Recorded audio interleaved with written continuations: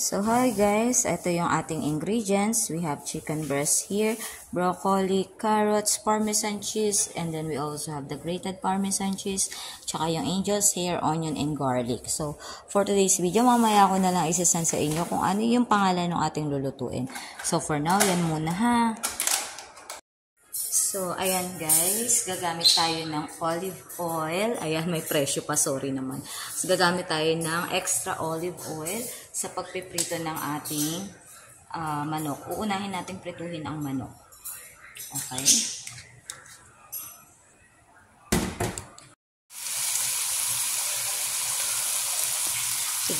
Iaano lang natin ng konti, pa-fry lang natin ng konti yung ating manok. So, ayan, nagpapakulo tayo ng pasta dito, yung angel's hair. 3 minutes na pakulo lang yan. And then at the same time, ito niluluto na natin yung ating chicken. So, yan, hiniwa-hiwa lang natin ng maninipis yung ating manok. Tapos, ipiprito lang natin siya ng bahagya. Hanggang sa ganitong kulay na siya. Hanggang sa maging medyo golden na siya, golden brown. So, ayan guys, natapos na natin yung ating chicken. Naprito na natin sila. Ayan. So, isusunod naman natin ngayon ay ang ano ng mga gulay. So, again, olive oil tayo dyan. Para masunog ang ating kawali. Ayan. Medyo kailangan generous ng very light sa olive oil. Next, ilalagay natin yung ating sibuyas bawang.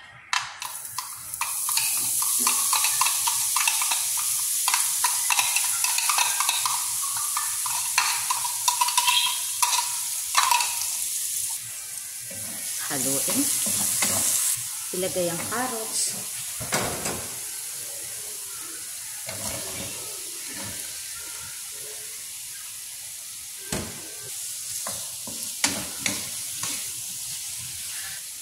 Ilagay ang broccoli.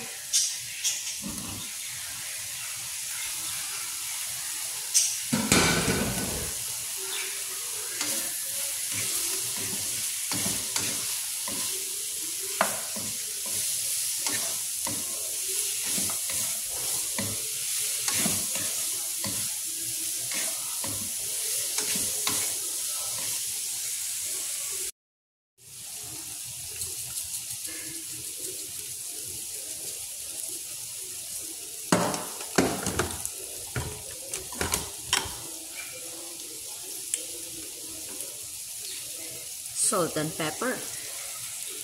So, magdadagdag tayo ng basil, guys. Ating basil.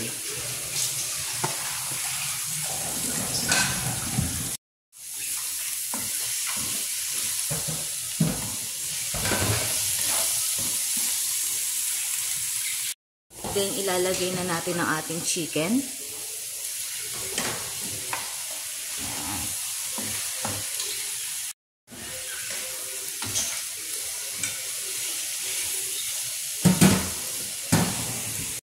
Ilalagay na natin ang ating chicken stock.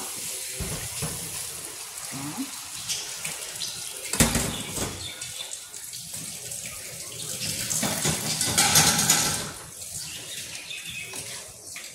Then, lalagyan na natin siya ng konting gatas. Konti lang guys. Hindi naman kailangan marami.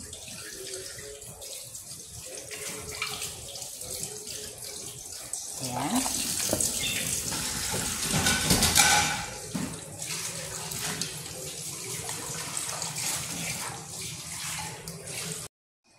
Then, lalagyan natin ng parmesan cheese.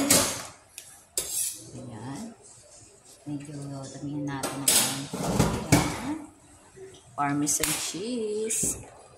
Halu-haluin. Habang mababa lang ang apoy. So, aantayin lang natin kumulo. After nyan kumulo, tsaka natin ilalagay yung pasta. Okay? Ayan.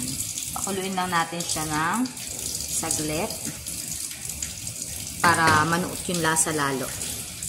Ayan, kumukulo na siya. Pwede na natin ihalo ang ating pasta. Konti pa. Pakuluin natin ng very light. Ayan. So, ngayon, pwede na natin ihalo yung ating pasta. Yan. Ang init. So, dahil dyan, gagamit tayo ng ba? Sandok. Yan.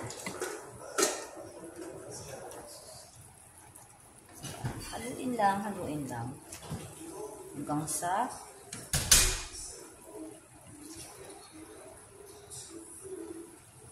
umapit yung sauce dun sa ating pasta. Yan. So, ang ginamit nating pasta dito guys ay Angel's Hair. Okay? So, ayan guys, tapos na yung ating pasta. Pwede na yan siyang iserve. But of course, lalagyan natin siya netong ating another grated parmesan para mas lalong maging masarap. O, diba? So, kain tayo guys!